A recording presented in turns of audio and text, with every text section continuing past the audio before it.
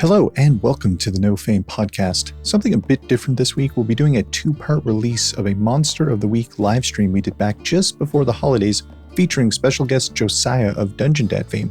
You can check his content at youtube.com/DungeonDad. We'll have two releases of this live stream and then jump back into the last few episodes that remain in Knoll Shore. On the horizon, we've got a new D&D campaign DM'd by our very own Sinéad Marguerite titled Tall, Tall Tower. It's a mid-level high fantasy dungeon crawl. All of our characters are ridiculous. I'm so excited. Aside from that, we'll be jumping back to the Purdue Galaxy as we start a live stream campaign of The Lost Frontier Part 2. Very stoked to play some more Savage Worlds. That's enough talking from me. Time to get into some more talking by me, except this time from the past. Onwards to our Monster of the Week one-shot, The Mystery at Beaver Lake.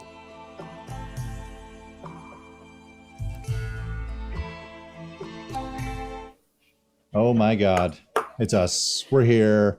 We're live. Hello. Welcome to the No Fame podcast, a show where myself and my friends play some tabletop games. Normally, we do Dungeons and Dragons or Savage Worlds, but back in, when was it? October, we played some Monster of the Week, and it was incredibly fun, and we figured we would do it again. If I didn't introduce myself already, because my memory is garbage, my name is Justin Crane, and I am your Keeper of Mysteries! Secrets. Secrets! I actually changed that today and I forgot about it. As you can hear, I'm not alone. I'm joined by some of my lovely friends in absolutely very specific order. We've got Patrick O'Reilly. That's me. We've got Sinéad Marguerite. Hello. We've got Matt Hidgon. Let's get after it, baby. We've got Josh Fritz. Hello, everybody. And joining us for the first tabletop game, we've got a special guest, Josiah. Hello, everybody. Hello. It's all of us. We're all here. Beautiful. Friends, we're playing Monster of the Week. How is everyone? We're all good? I'm not feeling too great, actually. I'm glad you asked. I needed somebody to speak to. I've actually got to go. So I'll see you guys later. It all started when We're just doing a therapy live stream. That's Monster of the Shift Week. gears. It's the real Monster of the Week. I'm leaving. the monster monster is is inside yourself. Yeah. A year from now, I'll be certified and can help you guys out with that, but we'll wait. Yeah. We'll wait till Josh graduates, and then anyway, friends, we're playing Monster of the Week, 2d6 system written by Michael Sands, published by Evil Hat Productions. If you wanted to check it out for yourself, you can grab it there. Usually, I think that's about it. It's a fun little system, and we're just going to get right into it. The Mystery at Beaver Lake.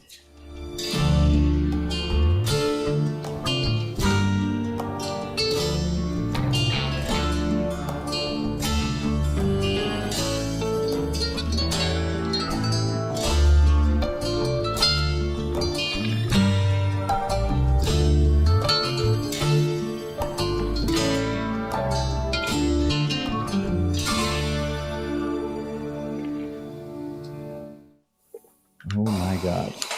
We're back. I should have used that time to get on the correct page, but I didn't. Friends, it's the middle of the summer in Atlantic Canada.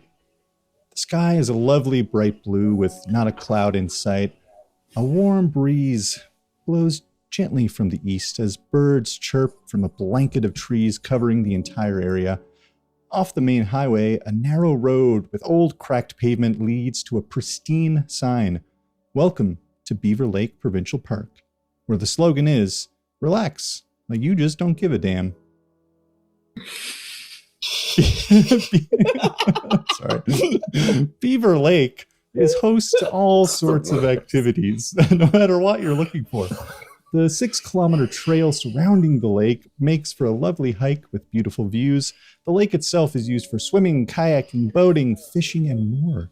The park features a fine dining restaurant, a quaint cafe that turns into a pub after the sun goes down, a bonfire, and a picnic area, along with all kinds of events covering every range of activity hosted in the park and more. It's been a busy season so far for Beaver Lake. Hikers coming and going, camping enthusiasts settling in, and families booking for weeks at a time, and so on. Most seasons at Beaver Lake are pleasant, quiet, some quieter than others. Legends of Beaver Lake passed down through every generation, spanning back as long as anyone could remember, usually told around a campfire late at night, drumming up a scare and ruining a good night's sleep. Everything from a ghost of a broken-hearted lover who drowned in the lake and seeks revenge to horrific beasts that live below the surface waiting for their next meal. And in our mind's eye, we pan to a warm, quiet Friday night, and a young group of teens and young adults sitting around a campfire, laughing and playing music and having a drink or two. A few coolers are nearby, packed with ice and beer, and a young woman looks at one of the younger men. Hey, Bryston, you grew up here, right? Why don't you tell us about the beast of Beaver Lake? The young man looks at his friends all gathered around the campfire and a smirk across his face. Yeah, every couple of years they say that the beast of Beaver Lake, this is a classic East Coast Canadian accent, by the way, the beast of Beaver Lake hunts the campgrounds. Some huge creature with massive claws towering among the trees. It stalks and hunts whoever gets separated in the forest, dragging them back underneath the water where it feeds. Nobody who has ever seen it has survived. And then someone else pipes up from around the fire. Wait, if no one's ever seen it, how do we know it exists? And someone else kicks in. Yeah, that's a pretty big plot hole to your spooky story there, Bryston. And Bryston pipes back. Oh, fuck you guys. The stories are real. People really get killed by this thing, and nobody's ever been able to hunt it down. And I gotta take a piss now that you all ruined my mood. And he kind of stomps off into the tree line and surrounding the campsite while everyone goes back to laughing and playing music when scream echoes from where Bryston went to take a leak. And a large crack, something horrifically snapping. Campsite goes quiet as a severed arm flies out from the tree line and everyone screams. Dun, dun, dun. But it's the next morning. A lovely late summer's day. The Park Service building not only hosts all of the areas I mentioned before, but also where the Beaver Lake Provincial Park staff find themselves on breaks or to just hang out. Kicking back in the employee lounge, we find a familiar-looking face donning a Park Services employee outfit. Sinéad, if you'd like to introduce your character, maybe what they're up to. Sure. Alex has signed on to be a counselor for the first time at the summer camp so that she can keep an eye on Teddy and probably Darby a little bit too. She got a bit attached. She is much less greasy goth now and has embraced the camp lifestyle. So she still has weird occult stick and poke tattoos covering most of her arms and neck, but she's tie-dyed her camp counselor t-shirt and she's wearing really loose baggy linen pants. So that's how the vibe has changed over the course of the summer, I would say.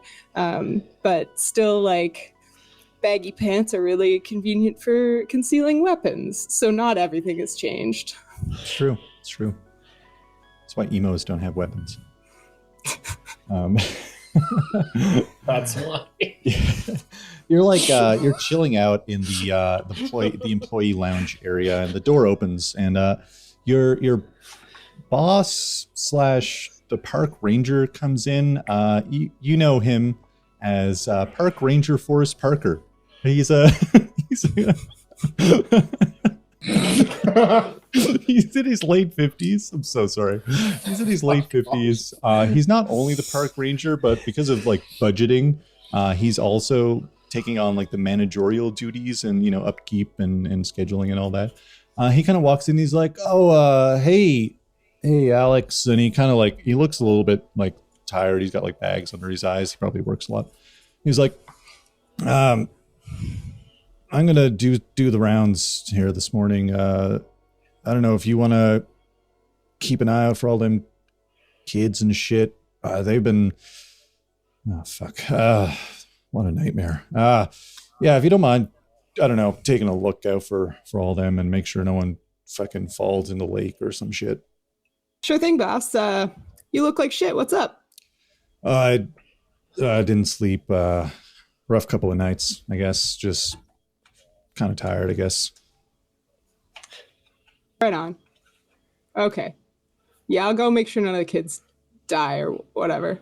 Yeah, I mean, ideally they don't die. That would be, you know, that'd be great. All right, I'm gonna go get some coffee at the cafe and I'll head out. And as soon as he's turning around, the door bursts open. Josh, let's start with Josh. If you want to describe your character as they burst into the employee lounge. Yeah, so Teddy is that goth kid, that emo kid that you were describing who wouldn't be able to carry any weapons with him. With his black skinny jeans all ripped up, you know, long shaggy black hair that's like the old Justin Bieber cut covering the one eye. Yeah, super scrawny kid. Isn't sure why his parents sent him to summer camp. And the more I was thinking about this, I'm like, oh, I'm going to age myself. He's the one that walks around with a Game Boy all the time. I'm like, oh, that'd be a Switch now, but that's fine. So, yeah, that's Teddy. He's, yeah, not the most popular kid at camp, but, you know, keeps himself. Except for Darby, because, you know. Because, you know. And speaking of, close behind Hidgon, if you'd like to introduce your character. Yes. So our good boy Darby Banks is now 14. He's gotten a little bit taller, starting to thin out a little bit. He wasn't like podgy before. It was just like, I guess, like the baby weight and everything, that awkward, fresh into puberty kind of build that he had is starting to disperse over the rest of his body, but he's still pretty awkward looking kid. Got his thick glasses still, even though his vision's been getting better ever since he turned 13. They're like a safety blanket, I guess. But he's trying to embrace Teddy's lifestyle a little bit. So like he's not goth. He's just like, he has like a white button up t-shirt, like a long sleeve shirt, kind of like cuffed up a little bit, really skinny black tie and like eyeliner, but he still has like this super tight red like jerry curl going on, freckles all over the place. Like the glasses still kind of like magnify these like darkened eyes, so he kind of looks like a pumpkin that's been left out too long. Teddy gave him that as a gift for his birthday when he turned 14. He was like the black nail polish, the eyeliner, Yep. Oh, and it's all on, and he has a cross that is pewter because, I mean, let's face it, if it was silver, it would be smoking. Yeah, it would be not great. Although that's pretty metal. Yeah. Just Feel the bird, baby. Everywhere you go. You two burst in, and you see the park ranger kind of look. He's like, "Yeah. Speaking of, all right, Alex, give me a call if you need anything." And he kind of waves a walkie and then walks out through the door, leaving the three of you just kind of chilling in the employee lounge. Sure thing, boss. When he's gone, I'm gonna look at. Aren't you guys campers? What are you doing here? We heard this is where you keep the beer. You think that I would keep the beer in a place where any of my coworkers could have it? I didn't think this was the right place at all. I told you. We got to go check in cars. We got to check cars. Oh yeah, people right. definitely The cars. You know what? I was worried about you guys, but I'm happy to see that you're up to some good summer camp fun.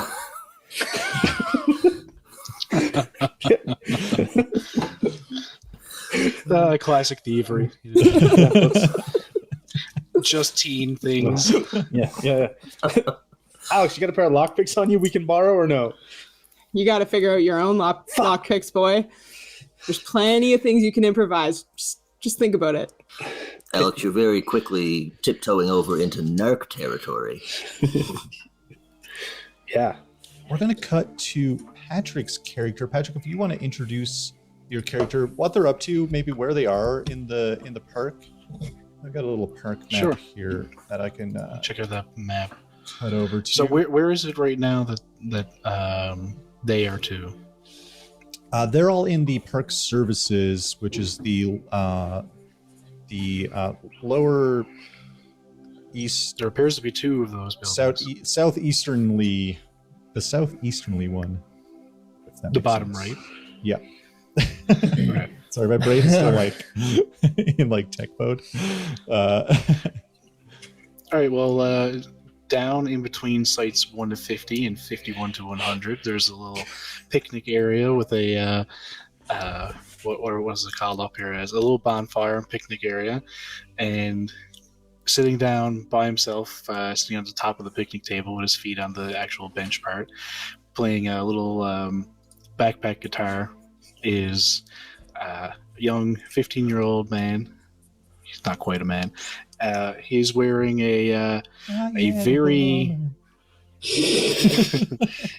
he's wearing a very dirty and like rough-looking plaid shirt on top of a t-shirt with Pantera across the chest, and but strangely enough, he's not playing anything like Pantera on his little acoustic guitar. He's just kind of plucking along with some melodic tunes with his long brown hair down in front of his face, and that's all he's doing right now, is just sitting down playing guitar. And that's Felix. That's what he's doing. Amazing. I don't think there are many Pantera songs you can play on acoustic. No, I mean, I'm sure you could. It's just not going to sound very nice. But he's not playing Pantera. Yeah, I think there's one. I think it's Cemetery Gates, and I think that's it. I was gonna say, if he is, it's probably Cemetery Gates. Amazing. Yeah, it's kind of a lovely day out. You're just kind of lakeside. You see some people swimming, and there's like that little, the partitioned off area where people swim, and it's like not safe to go beyond that, but people always go beyond it because it's like 15 feet of space, and then it's like, well, I'm up to my waist in water. I need to go further out here. And some boats are going by, and there's like a little island. There's one island you can kind of see, a smaller island, and it's kind of got like a row of trees, and then you see like the ferry services off to your left, looking at the lake, and you can't really see the rest of the lake from there. But yeah, it's a nice little day to sit around and play some acoustic for sure. Anything else Felix is up to, or is that kind of his morning sorted? That's pretty much his everything sorted. That's what he does for most of the time. Beautiful. Well, Felix, if anybody comes around, he'd probably pack up and leave if people started to hang around. I love it. Yeah, Felix, you're kind of plucking away plucking the afternoon away, just having a pluck. When what a pluck of a day, really. Plucking beautiful. Our little mind's eye camera pans over the park, and Josiah, if you want to introduce your character and what they're up to in the park on this beautiful plucking day. Yeah. So Franklin is a counselor here as well at the Beaver Lake campground, and he would probably be in his cabin, which is as far away from like the regular cabins as is allowable for his purposes. And I don't know, what time of day is it right now? It's pretty early. It's probably 9 a.m., I'd say. Oh, Pretty early. It's 9 a.m. He's definitely asleep. We would see Franklin just kind of in a small cabin, snoring away. Probably still wearing his counselor's uniform, like not really buttoned up properly or anything, just kind of sitting there. He is, a pretty normal looking dude. Scruffy facial hair, really kind of wild, unkempt hair that's just not really looked after as much of a priority. And on the walls of this cabin, you would see like a cork board with a bunch of pictures of Beaver Lake and like the map and like an official government map, as well as like the one that's given to campers and stuff. And there's like red circles drawn around certain things. And there's like yarn like attached to different points and stuff all around the campground. And in the corner of the cabin is a hunting rifle that's just kind of got like a jacket thrown over it to try to conceal it, but not doing too much work there to make it actually hidden. And of course, underneath our corkboard here is like a desk that just has all kinds of different notes. Some of them made by Franklin, likely different notes about strange happenings around the campground, along with just various stacks of books on the paranormal and probably some like very niche, obscure paranormal magazine subscriptions. Ghost Weekly. Yeah, exactly. Which would be organized into two piles. Like the articles would be cut out and organized into two piles. One of them being like bullshit. The other one being like, this is 100% real. The one that's the stack of 100% real articles being the vast majority of what's there. But yeah, so I'll say for the sake of moving things along here, Franklin probably wakes up around this time, gets out of bed, does his morning stretches, and then just sits down at his desk to start like going over some stuff before going to whatever counselor's meeting or whatever he's supposed to go to that he's probably already late for. Yeah, you guys all usually have like a team meeting in the morning. There's not many of you. It's you and another woman named Alex, who kind of terrifies everyone. They look really intimidating, and it's the park ranger, Forrest Parker. And that's pretty much it. The rest of the staff don't really show up. There's like someone who runs. Some of you would actually know these people, so I'll list off some of those folks. There's like the cafe hostess Zoe. There's the doctor Ava Campbell, and you guys have an entertainer that kind of takes care of a lot of the bullshit events, Dave Norris, and the ferry driver Gideon McLaughlin. That's pretty much the staff here, and like I said, 90% don't show up to these meetings that are supposed to happen every morning. And in fact, Forrest Parker kind of just... Yep. Can you say those names again? Because my character's great at remembering names, but I am not. So we have the cafe. Zoe is the cafe / pub hostess. Ava Campbell is the doctor. Ava. Ferry driver is Gideon McLaughlin. And the entertainer... And Vince is Dave. Dave Norris is the entertainer. Yeah, it's a pretty slow morning. It feels like most mornings are slow. When all of a sudden you guys hear echoing out the sirens of the park ranger truck, and Franklin, you would hear this close by to your cabin where the cabins are. A truck tears off on the dirt path just outside with the sirens blaring. It blows by the employee lounge where Alex, Darby, and Teddy are, and starts ripping through the campsite areas. Felix, you kind of hear it, and you see like the dust being kicked up from the dirt road as this park ranger service vehicle is just absolutely ripping towards some of the campsites. Felix is going to put his guitar onto his back with his trusty rope that he has as that he uses as the strap, and just make his way up the road. Yeah, as soon as I hear that, I'm definitely gonna like take a look out the window, and then immediately just kind of start like running towards whatever is going on. I assume we're all running immediately outside to see what's going on as well. Teddy looks at Darby and says, "Yo, bro, we can be heroes again. Let's go." Oh, totally. Let's rip it. Runs outside and grabs his BMX bike.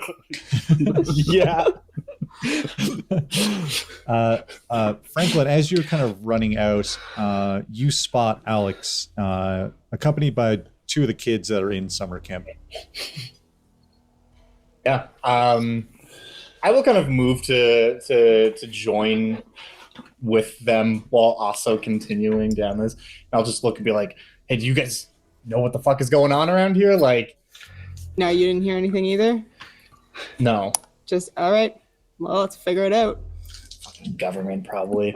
Darby kind of like Darby's clocked Franklin, and his like ghostly, like how he's kind of like conspiracy theorist, and is into a lot of like the paranormal stuff, and like is just like constantly waiting because like I'm about to rock his world one of these days. Like it's gonna be so good. Yeah, it's gonna be so good. Like I hope to God Teddy gets a picture of it because it's gonna be great. Yeah. We've stayed up at night like planning the day we're gonna do it. Like we're gonna ruin his fucking life. Just it's gonna be great. Like we'll wait till we get that backlit fire. Oh man, I can't and wait. Like we can hide in a tree. I can't wait. Yeah. So yeah, we'll rip shit towards the ambulance or whatever Teddy, vehicle. Just you hear in your mind, Teddy. Oh yeah, man. Maybe someone died. Hey, maybe we can make a little bit of a collection here. What do you think, man? Oh, not this again. Hey man, can you just chill out, okay? We don't know nobody's died yet, okay? I can taste the blood in the air, man. Hey, remember that big ass rat we created and set free? I do remember that big ass rat. I do. Cool, okay, man. It wasn't good. That it almost bit Darby. It was not cool. It bit a lot of people. It got loose in the city. It did. And then you made me steal that dead guy's blood. It wasn't fun. Oh yeah, I used that. I used all of that. Yeah, I bet you did. This is super weird. Can you not do this right now? It's 9 a.m. It's too early for you to be freaking shit out in my head. 5 p.m. somewhere, man. It's that happy hour for demons also. Canon happy hour for demons. You guys are kicking down the road. Some of you on BMXs, some of you just hoofing it. And there's actually a gathering in campsites 1 to the 50, that little section. There's actually like a little gathering of other campers kind of like looking to see what's going on. And you see the park ranger. He's like quickly like taping off. All right, everyone go back to your campsites. If you're in this area, we're going to be packing up. We'll find some empty campsites for everyone to move to. Please, everyone, just calm down. And you hear some voice like, "We're not safe here. We're calling the cops." Like, yeah, please call the cops. It's going to take them forever to get out here. I'd love some help, honestly. And he's like taping off campsite 47. He kind of is running the tape along there, pretty close to the park services building. On that end of things, but he kind of spots Franklin and Alex. He's like, "Oh," and he like walks over. You guys can't, like, with the trees and everything, you can't really see. It's like a little bit of like a not a driveway, but it takes you like a hot second to get into the campsite. He spots Alex and Franklin. He's like, "Hey, do you guys have a strong stomach or?" Fuck yeah. You were really what quick the hell's going on? to answer that. Yeah. That was almost concerning. I'm too. What do you fucking- got? I'm too hungover for this shit. I already threw up 3 times. Something fucking happened here. You guys come in, and he kind of starts walking. And he looks at the crowd. No one else come in. Everyone start packing up your sites. We're gonna move you guys up to the 100s. We'll figure out the paperwork later, please. And there's like one family where this guy's like, I'm not packing up my site. We paid good money for this site. I'm staying right in site 50. We're on the lake. It's a perfect view. We get a beautiful sunrise every morning. I'm not. And the wife is like, yeah, we're not packing up. We're not doing it. We're not leaving. We're just going to go back and start a fire, actually. And Forrest Parker, the park ranger, is When I see him kind of having that moment, I just want to like put a hand on his shoulder, and then I'm gonna like walk over to that couple and get really close to him and be like, "You trying to die, bro? You trying to die right now? Is that what you're trying to do?" they're like the whitest white people you've ever seen. Like he's got his pants pulled up and like a belt on, and it's like a light blue fucking like button, like short sleeve button up shirt. A polo shirt, that's the word I was looking for. And it's Tucked into his jeans. his wife is like He's definitely wearing Levi's and Tommy Hilfiger. yeah, Literally 100%. Karen and Chad. It's a Karen. like- It's 100% a Karen also. And he like looks at you, he's like, what did you say to me?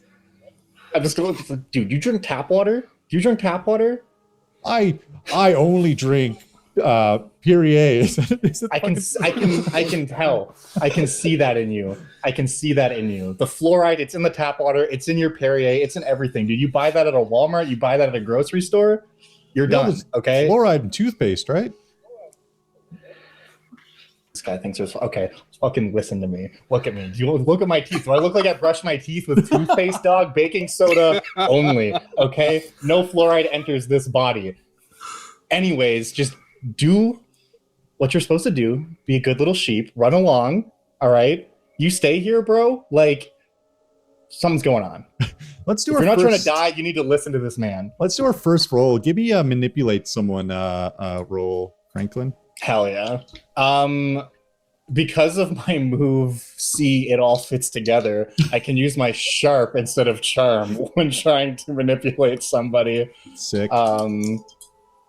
That's a 6 and a 4 plus my modifier. That is a 12 altogether. 12. Amazing. Holy Amazing. shit. Yeah, on a 10 plus, they'll do exactly what you want. They won't ask any questions. He kind of looks at you, he's like, oh fuck. Instantly forgot their names. He's like, Tessa, let's I feel like he might have something. Let's get back to it.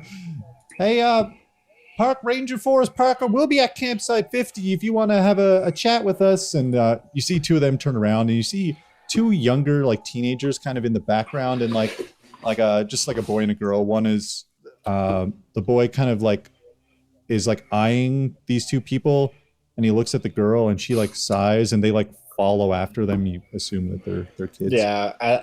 As they're walking, I'm going to look to one of the kids and be like, throw that toothpaste in the garbage. While Franklin was doing that with the family O'Karens, Darby's gonna look at Teddy and be like, "All right, come on, man! They're totally gonna send us over there to campsite 50 if we don't get into the fucking woods or something." And he's just gonna kind of ditch his bike into a shrub and try and skirt in through the woods so that they can see what Alex and Franklin and them are getting at. As Teddy says that, I think, or as Darby says that, I think Teddy would try and roll a hunch to see if he can get into the batter area then before Alex and the park ranger do. Yeah, and actually, this also reminds me. I forgot, but if anyone now would be a great time if anyone has their start of session. We're so far in. Some people have a start of session move. If anyone wishes to I was going to activate mine once I got like a second here, because this feels like the start. I get to call my sect. So I feel like something weird has happened now, and I want to call them and be like, hey, is anything going on around here? Yeah, fuck yeah. Do you have to roll? I think you rolled for that, right? Yeah, I rolled charm. Sick. Ugh. And Teddy, if you were using something as well, were you? Yeah, I was gonna. So I have hunches. When something bad has happened, I can roll, and if I get 10 or plus, I get there in time to do something. If I get 7 to 9, I get there just late, and then after that, I'm just late for it. Sick. Yeah. Roll as well.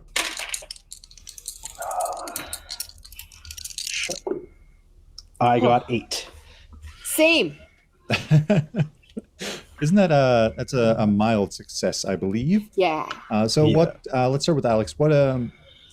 You have to do So, something for him, right? Is that how that skill works? On a 7 to 9, yeah, I call my sect, and they give me a mission associated with the mystery. And if I do it, I'll get some info or help too. Sick. Yeah, you call up Dave at. Do we have a name for your institute? Yeah, the Order or the Knights of the Pyre. The Knights of the Pyre. Yeah. You call it up, and you hear Knights of the Pyre. Please hold, and then you hear what the fuck, man?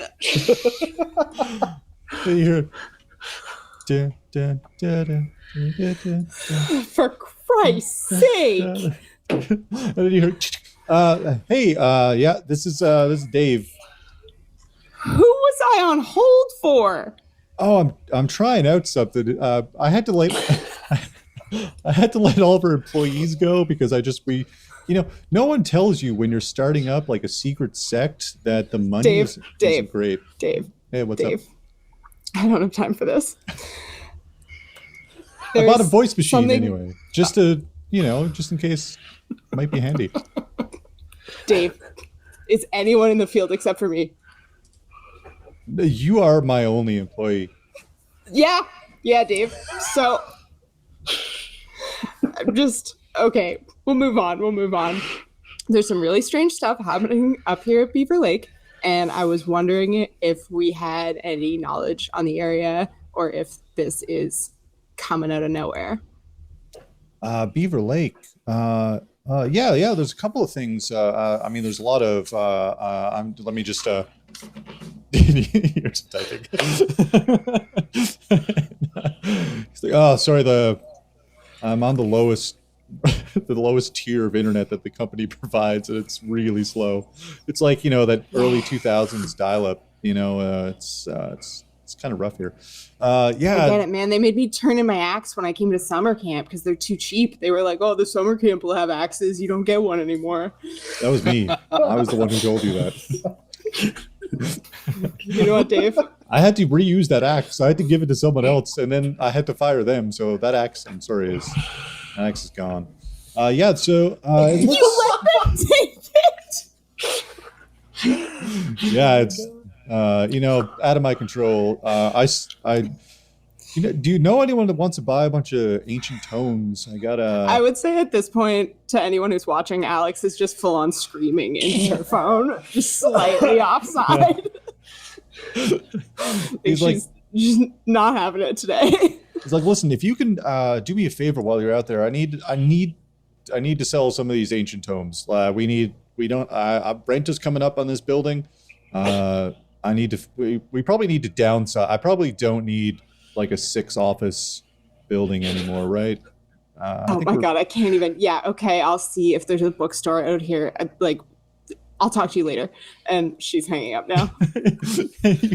You get like a shared link to like the this cryptoid website discussing Beaver Lake, and it seems like every summer, it seems like people start going missing late in the summer. A couple of murders have occurred, and it seems like it happens every year. It's been quiet for the past year, and now it seems like it's kicking back up again. But it seems like a fairly regular occurrence. That sounds just like the Canadian government to keep open a summer camp when there's a murder every summer. I almost choked on my water. Topical. But yeah, it seems like a fairly regular occurrence, and it's kind of tied up. Like this Cryptoid website kind of makes a big deal about it. They I feel like this article is like written by Franklin or something. You see, it's about the author picture at the bottom of the page. And it's just him like clutching a notebook, like just looking so insane. Teddy, what did you got an 8 as well, right? Yeah. So on mine, it's when something bad is happening on a 7 to 9, I get there late, but time to intervene. So I think like Teddy would just try and have him and Darby there when the forest ranger and the 2 camp counselors like arrive to start talking about what happened, but like hidden in the bushes if that's possible. Excuse me. Yeah, I dig that. You get there, and the forest ranger is, the park ranger, forest Parker. Fuck my life. Why did I do this to myself? Your fault. Your fault. 100%. I wanted a good. I had to do it. There was no other choice. Hubris. He guides you in, and you guys see this like gruesome sight.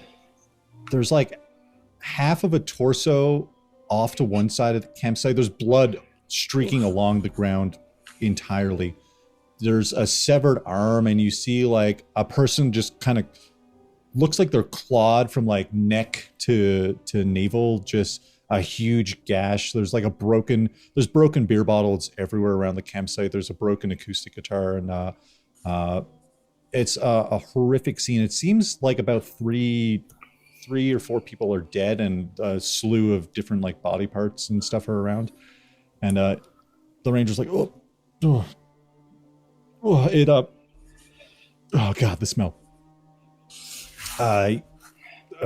Another boss, you get out of here. You've seen enough. You've seen it. Just get out of here. Just we'll have a look around. We can handle this. I'm gonna go take a shower. Get outside. I'm gonna hit the showers. Go on. And Alex is gonna follow him to the door and make sure he's gone. Is he out of sight? He there's no door. This is like a where you just prop up like tents and shit like that. And okay. He kind of walks around the corner of the trees and starts like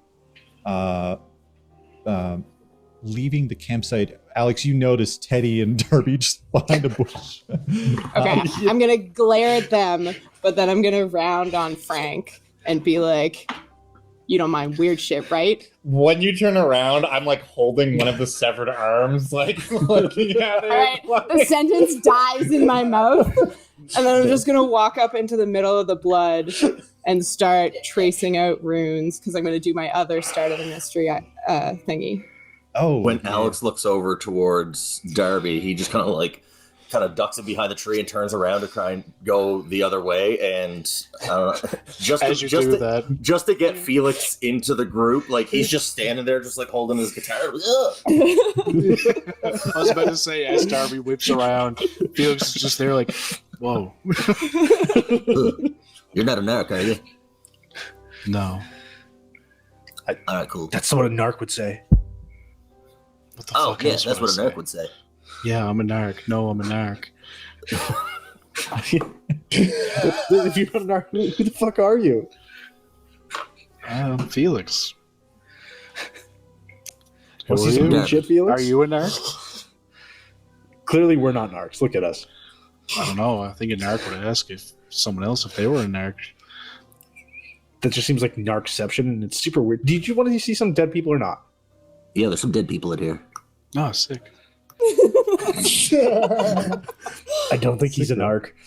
We're still trying to get a read on this Franklin guy, but Alex is cool. Like she's cool. Yeah.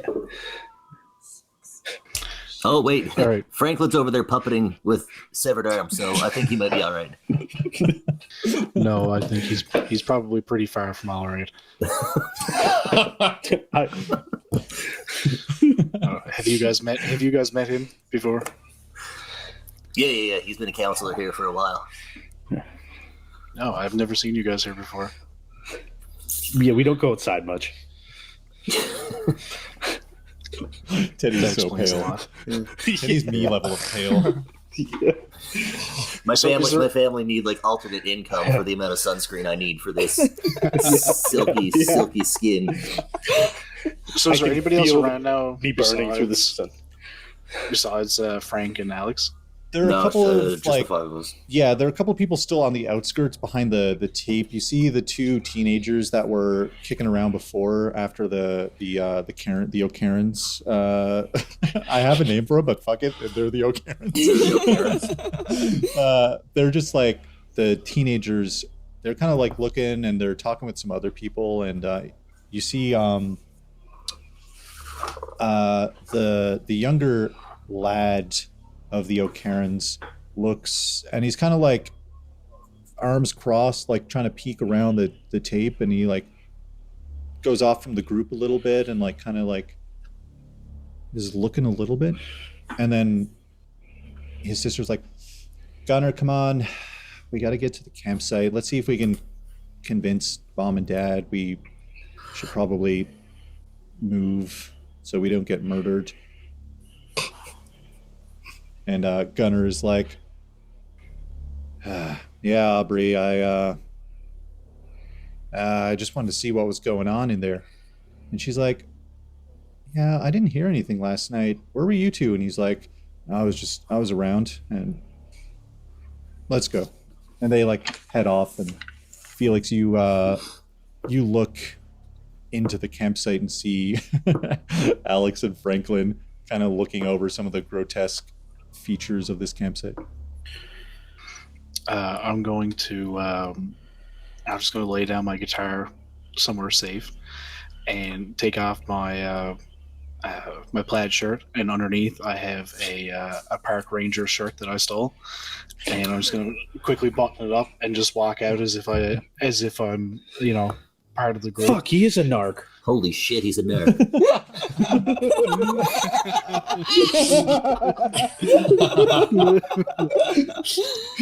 We have terrible reads on people. Oh, Man, we just took him for face value. Like, Yeah, we trusted really did. everything he Oh. said. we're gonna end up in and- jail for sure. We should have figured that out the last time with the ghosts and everything. Yeah. Ugh. And without saying anything to either Alex or Frank, I'm just going to stand up and just wanted to investigate a mystery. Yeah. Let's do it. Let's roll. Can I jinx him?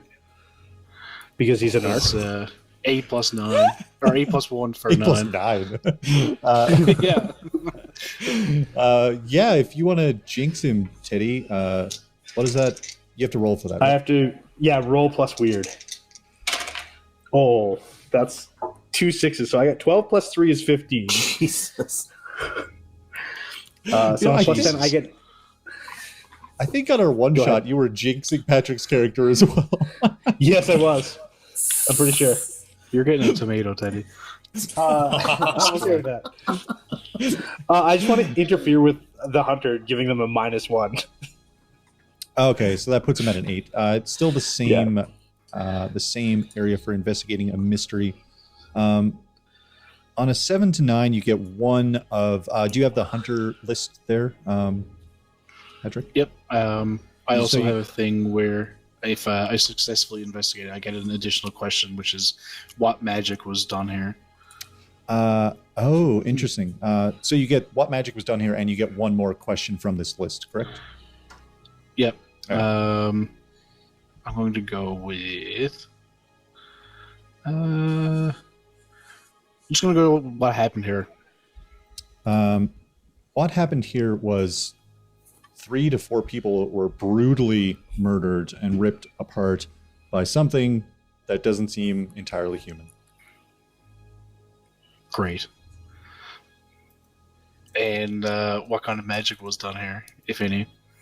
What kind of magic? You don't see anything like strictly arcane. You don't see any sigils or anything like that. You do catch, I'll say, tying into that question, you catch like a a branch, like you see a bunch of cracked tree branches going off into one direction of the woods, and you see like a tuft of fur on there. Okay, I'll go over and pick up the fur and just kind of bring it back over. And actually, I'll go over to Darby and Teddy and be like, either of you know what this is? I'm kind of nervous now, trying to like think back to something's ripped apart with claws, and now there's fur all over the place. So I'm like, what color is it? This color. I don't have my sunglasses. I'm a little blinded right now. What color is it, Keeper? Keeper of mysteries. I mean, secrets. It's Secret mysteries. The secret is that it's a mystery. It is. It's a little dirty and it's a little bloody. So it looks like this reddish brown, and you see like some blackish. Oh no! Like it's hard to pick out one specific color because all of it is disgusting. Oh god! Teddy starts checking Darby's head for like bald spots. Yeah, no. Take a look. I was in the bunk with you, wasn't I? Like, I think so. I'm pretty sure. Was there a hole in the wall when you woke up? No, I can't remember. No. Darby, We went to sleep last This was night. from your head? No reason. No. I mean, it could be. No. No, I think you're good. I think we're good. It's not from him. It's fine. Could I potentially investigate what it is? Yeah. Let's do it.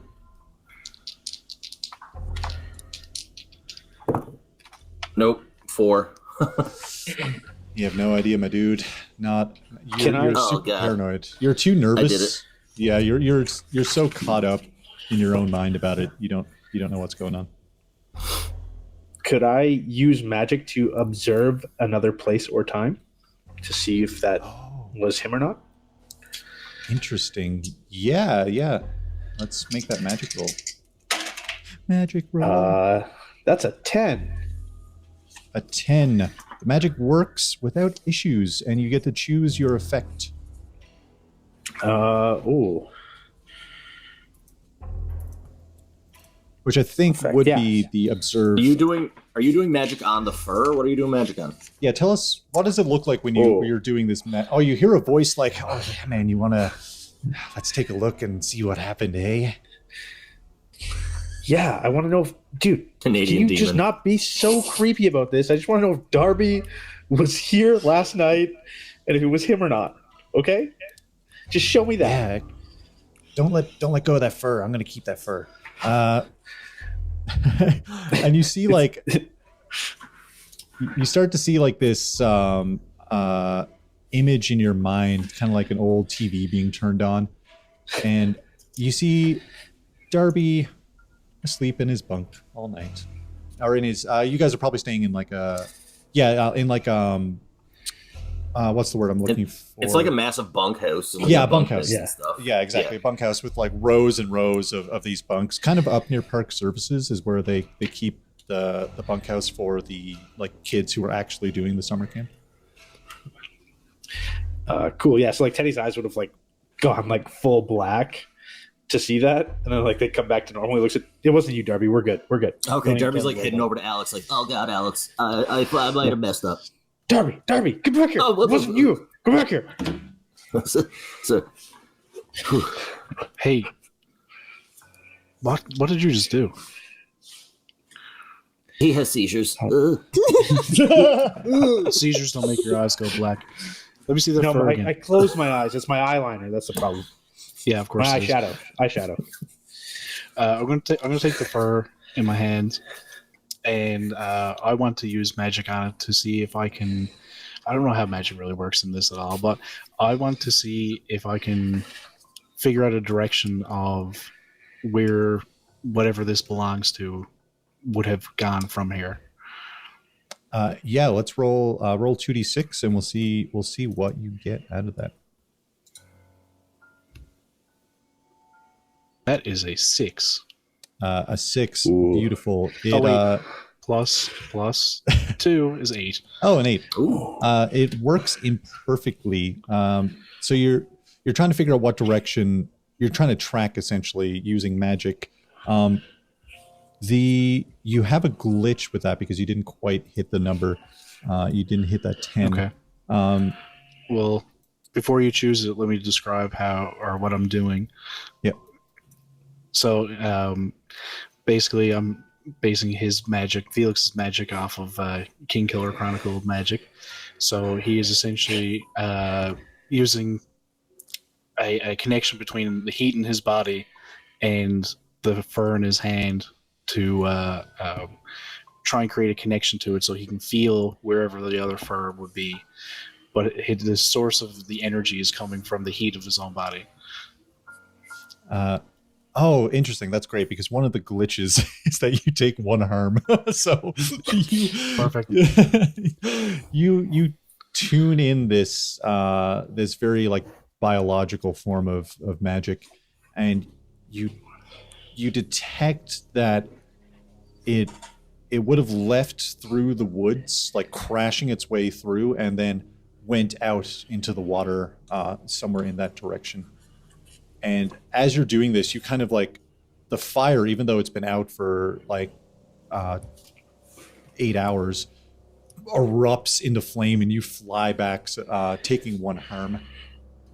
And just a reminder that everyone only has everyone should only have 2 luck points. I don't think we said that on stream. Everyone has 2 luck points, and I think everyone has like what 7 or 8. Yeah, 7. Yeah, 7. 7 harm total. I mean.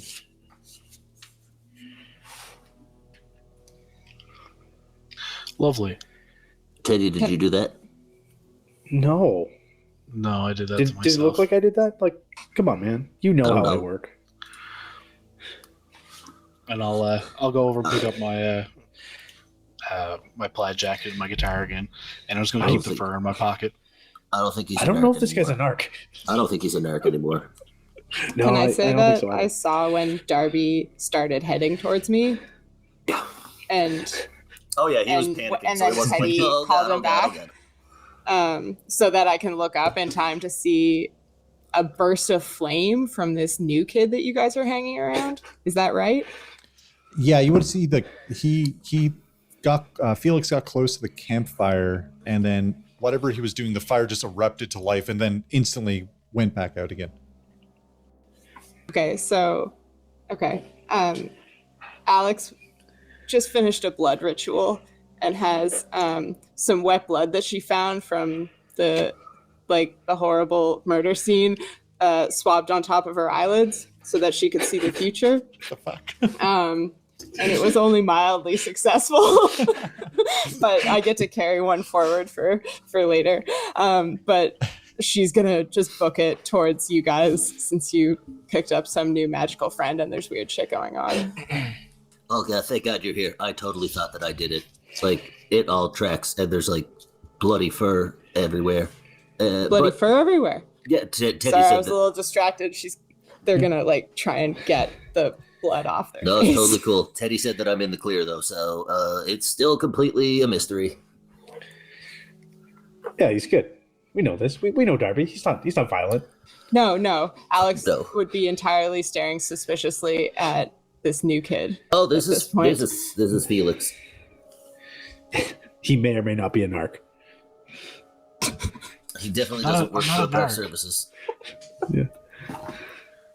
Oh, do you still have your camp counselor shirt on? No, I put my plaid back on over. Okay. Yeah. He seems to be hiding something. Around this time... Sorry, yeah, what were we going to say? I was just going to say, can I also investigate, or is that kind of like a once per situation type thing with this game? No, you can also investigate. Yeah. What are you looking for? I'm just looking at the bodies really and trying to discern what could have possibly done this. I guess basically my main goal here is trying to discern if this was something very big or perhaps a group of smaller things. Oh. Yeah. That is 6 and 3, which is 9 plus my sharp, right? So that's 11 total. Holy shit, 11 is fucking great. So On the Ooh, hunter doggy. list, the investigate a mystery, you get 2 of the questions here. But Right. so what happened here? What sort of creature is it? What can it do? What can it hurt? Where did it go? What is it going to do? And what's being concealed here? You get 2 of those. You do, in relation to the creature, you don't have to ask them right now if you don't want to. So you could I see. ask as many as you want, and then maybe hold on to one if it seems like it might be helpful later to ask a different question. You know what I mean? Okay, yeah. So I guess for now, then, I will hold on to one of those for later, and for now, I will ask, where did it go? Much. So we know it went into the water, right? Yeah. You kind of get a sense that it went off into the water, but it didn't stay there after leaving the campsite.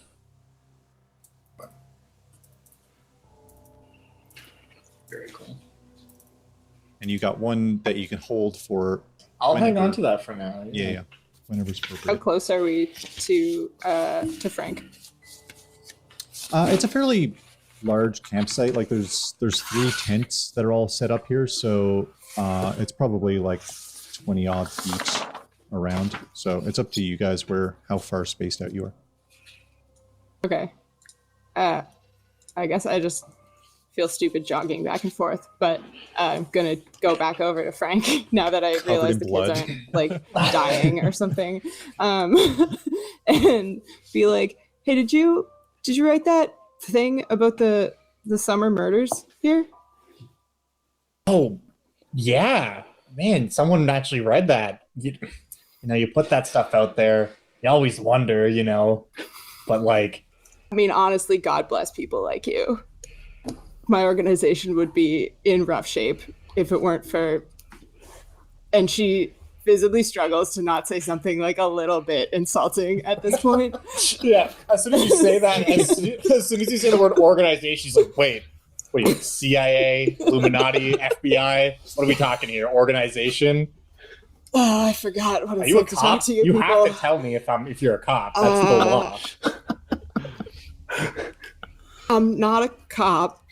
They like do the chicken wings with all the horrible stick and pokes that are like everywhere. Yeah. Okay, I believe you. Do you think... Well, I gotta know, man. It's summer, right? Yeah. Big time. You're the expert, though. That's why I'm over here. What's up? What are you thinking? Well, as far as I can tell, right, these soldiers were out here around the campfire. Something ripped them to pieces, went into the water. That's where I'm at right now. Okay, what do we know about the water? Water is wet. Okay, so what I'm thinking is that there's probably some type of like trail, perhaps some type of moisture on the leaves. Although it's probably been too long. No, it's going to be dried up for sure. I don't know. Look, all I'm saying is something's living here. It doesn't want us here. And this is going to happen again, right? Do I have any precedents for this kind of thing happening in like the past? Because you said there were previous murders at the summer camp, right, Justin? Yeah, so I think because I think maybe you took this job because of the disappearances and murders Totally. and shit like that. It seems to come in the late summer season, like a very specific time. It didn't happen last year, but it's happened in the past, and every so often there's like a year where nothing really happens, and then it seems like it picks up again, where people go missing, or there's a brutally vicious murder, and they try to like hide it in like the back pages of like the news, or like behind a paywall, on the news website. Like, oh my god, you wouldn't believe the murder at this provincial park, $2.99. Yeah. And I imagine that's just like, I am just kind of going off about that. Like, look, this kind of thing has happened before, right? 2 years ago, so-and-so, so-and-so, so-and-so, Billy Mitchell, dead. Not Billy Mitchell, 2 people named Billy and Mitchell, respectively, murdered, similar fashion. 4 years ago, this happened. 97, this happened. All of it just disappeared. You'd think this would make national news, right? doesn't look that way. Someone's covering up something. So, all right, I think you're genuinely gonna like my friends, and I hate to do this, but you come. Why don't you come over here? Why don't you come chat with us for a second? yeah, sure. I'll walk over and like realize I'm still holding that dude's arm halfway through and be like, oh, just toss that back over there. He's using the finger as like a smartboard pointer. Like literally, yeah, while I'm doing this, I'm like drawing in the dirt with the dude's fingers, like 97, 98, like this happened, whatever, drawing lines between shit. Like, look, you gotta understand. Yeah, totally. Full on. Jesus Christ. Around this time, How as you guys can are not interfere convening with in the the crime scene. yeah, right. As you guys are convening in the center of this like campsite near the fire, two people kind of start walking around the corner of the trees. You see a woman. She's got like black hair that's kind of tied back and like sharp, like rectangular glasses, and she's got like a lab coat on. And you see this other kind of older fella. He's got this like scraggly graying beard, and he's got one of those like grimaces where it's like one tooth is out of his mouth sticking up, and he doesn't look like he has a lot of teeth there. And he's in like coveralls, like greasy stained dark navy blue coveralls. And you see like the Beaver Lake Provincial Park logo, the emblem, like kind of embroidered onto these coveralls. This would be, for those who know the employees, this is Dr. Ava Campbell and Gideon McLaughlin. He's the ferry driver. Ava is the doctor, of course. She's like, oh, ugh. She has like this serious kind of, she always has this like very serious look on her face. She doesn't really smile much at all, ever.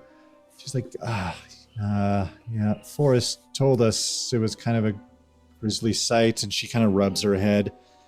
And she's like, Gideon, do you mind helping me get these parts cleaned up, and we'll get them into the biohazard bin? And she's like, why are you children all here? Don't worry, no, we're leaving. We're just shuffling these innocent young minds away. Oh, my eyes. Oh no. Yeah, you kids, thank Alex, Franklin, thank you. If you could take those. And you see the older fella, like he looks late 60s. He kind of like, haven't seen something like this in a while. This is gruesome. I'll get the garbage bags. He turns around. And you see the doctor's just like 98. The doctor's like, thank you, Gideon. Thank you, Alex, Franklin. I'll see you probably tonight at the mess. I think it's roast beef. Anyway, and she like starts like, she grabs a stick and like starts poking one of the torsos. And you guys kind of like convene outside of the police tape, and old Gideon goes up to, he's got like a van. He opens the back doors to the van and starts rummaging and hauls out some garbage bags and closes the van up, and he's like, well, see you later. Ducks under the he's like, oh, ducks under the tape. Gets back up and like shuffles into the campsite. It's you guys were in the campsite for a while. It's probably getting close to noon at this point. But yeah, what's the game plan from here, hunters? I'm worried that roast beef means she's gonna cook one of those torsos. How about you, Darby? You think we should be worried about that? No. Don't be idiots. They don't know how to butcher a human here for meat. I can assure you that it's nothing like beef. Oh, okay. If she said pork, I'd be worried. Okay, good. Now I'm worried. Let's start getting over that. Oh yeah, Felix. This is Alex. Official introductions, I suppose. Hello, counselor Alex. Hello, Frank. Yeah. Oh yeah, Franklin. Hey, my name's Darby. This is my buddy Ted. What's up? Awesome. What are you guys, like weirdos? Yeah, big fan of your work. Big fan of your work. Man, Frank, you should know the camp kids already. It's like the end of the summer. Yeah, Frank, Wait. can you explain to us exactly how this ties into the moon landing being faked? I'm Yeah, interested to hear your explanation on that again. This is the thing you need to understand about the moon landing being fake. Okay, they did go to the moon, but they did it in the 20s, right? It was a whole like pre-World War II situation where they were preparing to mount the rail guns to.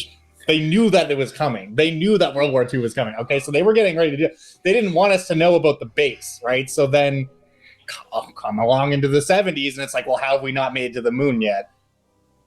So by that point, they had to like, well, I guess we'll fake it, but they weren't going to go back up just to appease the public, so they had to fake the tapes and everything. But they were already up there, dude. Like, if you don't totally think that they're a lunar base. Wait, wasn't the moon landing in the 60s? Yeah, it was in 1969, but don't let Frank tell you when that happened. As you guys are This is into where we this run into whole semantics. fucking discussion about the 1920 moon base, you hear you guys are kind of like walking back towards, like, I guess the park service building. There's nothing really like to the other direction, I suppose. And you hear sorry, I just came up with this. I'm fucking killing myself. This lake has some beavers. Beavers. This lake has some beavers. Beavers. And you see in a giant beaver suit, this guy like. This is Dave Norris, the entertainer, as he's like in this giant novelty beaver suit for the park, singing this song, walking along. And he's like, oh, hey, Alex, Frank, God, it's warm. It's so warm. I gotta go get in character for this evening's performance. I don't know if Forrest, I'm sweating. I don't know if Forrest told you he's gonna take the afternoon. I don't think he's feeling too well. I don't know what happened. I'm gonna hold on. He like takes the giant beaver head off. God, it's a nightmare. Yeah, I need to go get in character. I'm gonna like go near some trees and like kind of bite a bit of bark off of my teeth and really kind of get in the mood a little bit here. What's on the docket tonight, Dave? We have Beavlet. It's like Hamlet with beavers. You know, Dave, I think Jesus that Christ. perhaps Isn't that just the Lion King, but with the beavers? massacre at the end, you should maybe just this one time let everybody live. I don't think that the people at this park can handle that tonight, we'll say. He's like, he's not laughing. I'm laughing. He's like, yeah, but it's not really true to the works of the great Shakespeare, is it? You're right. I think we should traumatize these children. There's nothing as great as the theater, and I need to get in character. I'll see you later. Someone call me for dinner. Goodbye. And he like puts the helmet on. This lake has some beavers. B-E-A-V-E-R-S. I'm gonna jinx him as he walks away. Darby's like, I read the camp profiles, and like that guy went to Sheridan for like 6 years. He has a master's in performing arts. Like, this is embarrassing. I got an 11 on my jinx. Oh God! What is So- what do you do with it? Oh, well, I just want to interfere with him. I just want to make him trip. So he falls over as he's walking away singing This Is the Beaver song. But then I want to also, it says the target loses something that I will soon find. Oh, interesting. Give me Yeah, another he one. he fucking full on like face plants into the dirt, like, and then you see, oh, and then like, yes, of course, I need to crawl on all fours like the beavers. And he starts like crawling down the fucking. It's like fucking 2 kilometers like around till you get to like the bonfire area with like the little amphitheater, and he loses like his a part of like his tail like tears off as he was tripping, and you see like the half of like a beaver tail just like sitting in the middle of the path. I will Classic pick Dave, that man. up. And then That's I will say crazy. to my inner demon, be like, yo, is this something that you would want? Oh yeah, man. Any anything that has a connection to people is great for me. Yeah. Let's hang on to this. Cool. And I'll put it in my back pocket. So it just kind of hangs out like a beaver tail. Alex see is- him talking to The himself. size of my desk right Yeah. now. And you just Alex gotta is hang hard side-eyeing Teddy. Some Yeah, Teddy- suspect behavior. I don't know if we established. Does Teddy is this internalized or is this like a conversation you have out loud? I think it's internalized until it gets like super heated. Like when we were going having that back and forth, I'm like, yo, dude, just calm down. Like that's when it gets like he starts talking out loud because he forgets that he doesn't have to. But like the calm, like, is this something you'd want? Would just be in his head. Okay. I love it. Yeah. Yeah. What's the game plan from here? Oh, I'm there's just following Alex. fur everywhere. Not everywhere. There Yeah, was a Felix small, found a bunch of fur. a small tuft was found. I mean, a small tuft, but, more than you'd want Yeah, but it's if I everywhere. was the person. Yeah, there's actually there's a trail leading down through the woods over here. Maybe we could follow that and find something. Ooh. Okay. Before we do anything, I just need to run back to my cabin and grab like a couple things real quick. I mean, we could be up against a man-killing monster, so You guys can come if you want. It's just over there. I'm gonna be like 2 seconds. All right, let's go. Yeah, okay. I'm all right with that. Yeah, you guys head back towards the park service area. You notice kind of as you're getting closer to that area, you pass by campsite 50 and you hear like an argument kind of happening inside campsite 50. I'm not leaving. I'm staying right here. I don't care what they say. I think they killed themselves. I think this was some kind of satanic cult murder pact. I think they did all of that themselves. I want nothing. I'm going to break out the cross. I'm going to do a quick blessing of our area. I got some holy water. I keep it in the trunk. I'm going to make sure we're all safe in Is this here. And the wife, what's that? I was gonna say, are we like on a dirt road as we're walking by? Yeah, it's all dirt trails and roads and stuff like that.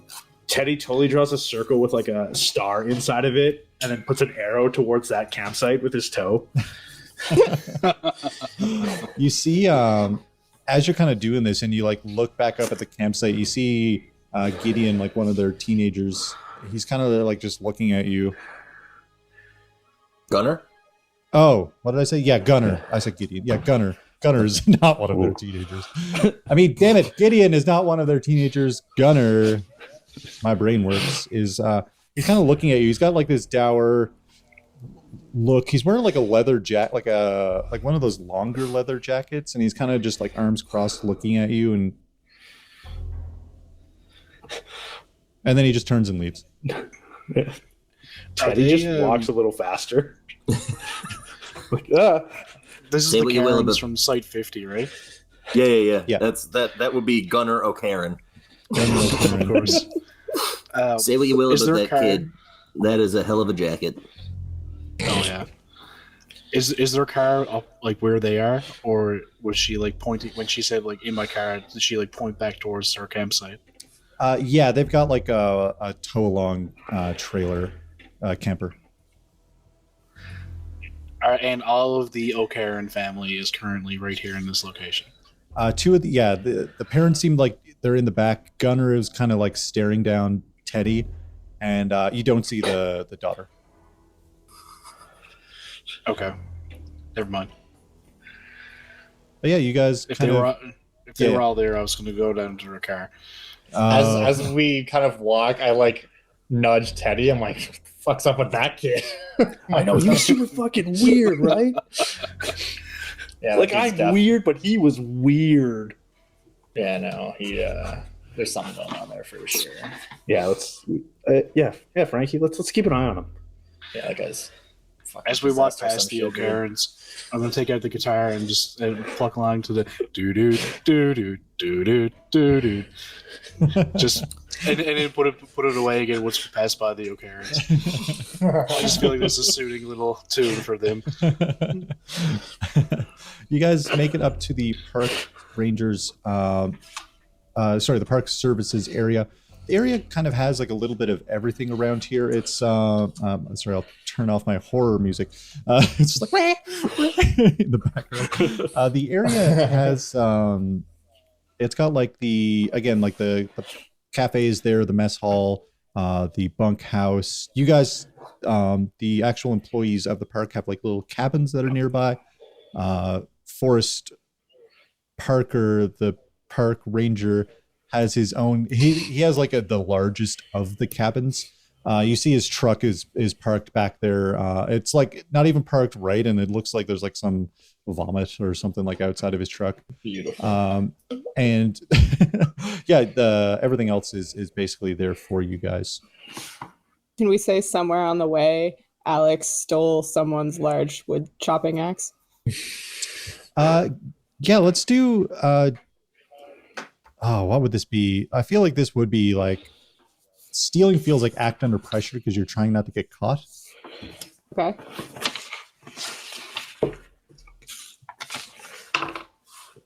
That's an 8. An 8. You spot there's this guy chopping wood in his campsite. He looks like just like your average lumber bro, like kind of like a buff dude with like he's got like a rolled up hat, like a toque on, even though it's fucking the middle of summer.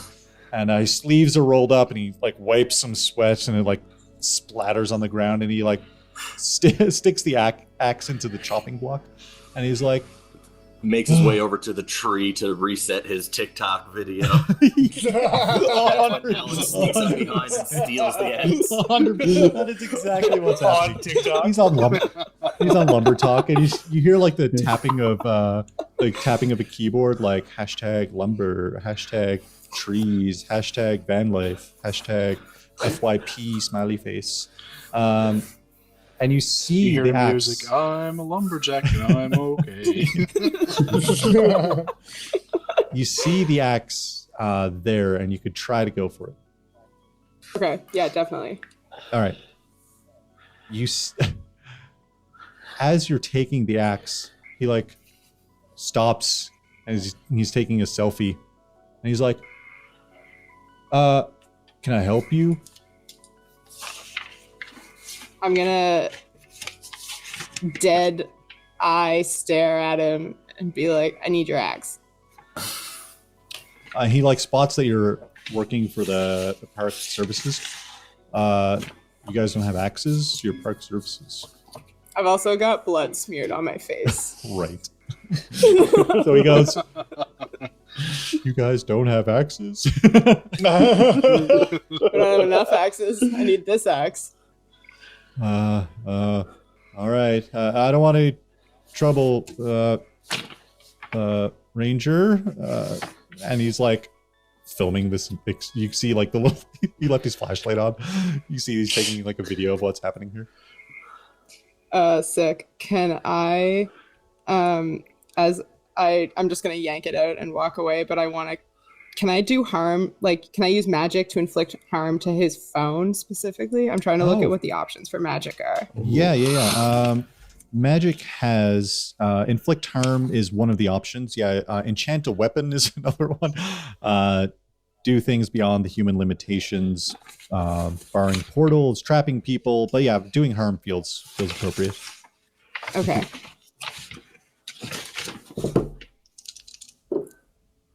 Oh no, it didn't work. What did you get? I rolled a 4, so I have a 6. Oh, brutal. Are we near Alex at this point? This would have been on our walk. Yeah, on the So Alex sidetracked a little bit. depend on whether you were paying attention to me, I guess. Would I have been paying attention to Alex? Interesting. Yeah, fuck it. I think you would have. Yeah. Why not? Me too. Why not? I'd like to help out, but instead of taking the help out action, I would like to use magic to do it. And just as she turns around with the axe to walk away, I want to have like just a burst of wind come up from exactly where she's standing from behind her, and like just to blow dust into Buddy's face. Roll your use magic. Oh fuck, that is what do I have? Oh, that's an 8. An 8. Okay, 8 is not a complete failure. It has a glitch that's going to happen. So you're just trying to aid Alex, but using your magic. So it has a problematic side effect where you go to use the wind, like to push wind, and it actually like fans the campfire a little bit towards him, and you see like his pants catch fire, and he's like screams and like starts running towards the lake. He drops his phone. Perfect. As he does it, I wouldn't go in there if I were you. But yeah, you have an axe and you guys caught someone on fire, so stellar. Thanks, man. So essentially we've won and session's over. Congratulations, everybody. Thank you so much for watching. Yeah, you guys convene, time resets, and you guys are kind of outside of all of the cabins. Franklin, you were grabbing some stuff? Yeah, I'm just going to go to my cabin, and by some stuff, I'm going to grab my gun. I'm going to grab my hunting rifle, which I have in my cabin. And also just probably like a big old handful of like notes that I've collected, and just kind of put those in like a messenger bag and put that on, and then that's what I'm here to get, basically. Amazing. Anyone else? Darby's gonna run into the bunkhouse and grab a backpack that has an extra change of shorts, and he's also gonna grab his pocket knife. He just got like a little Swiss Army type thing. Darby, as you go into the bunkhouse, it's like pretty dim because it's getting like a little bit past noon now, and the sun is directly overhead, so it's not really coming in through the windows. And you hear like a scratching, kind of like a scraping noise near like the back of the bunkhouse. There's not many people, like kids, signed up for summer camp at this late into the season. It's mostly like you and Teddy and just like a few other kids. And you hear like this kind of scraping noise coming from the background, and then like something kind of snapping a little bit. And I think we'll take a little 10-15 minute break. All right, so like the second that I hear that, like I won't say it, like I don't yell out for anybody, but in my head I'm like, all right, I know, Teddy, you talk to yourself sometimes in your brain, so I don't know if you're tuned into mine or not, but I think some shit's about to go down. Amazing. Yeah, we'll take right, we can go to break. Yeah, a little 15-minute break. 10 minutes or so. We'll be right back with the continuation of the mystery at Beaver Lake. BRB!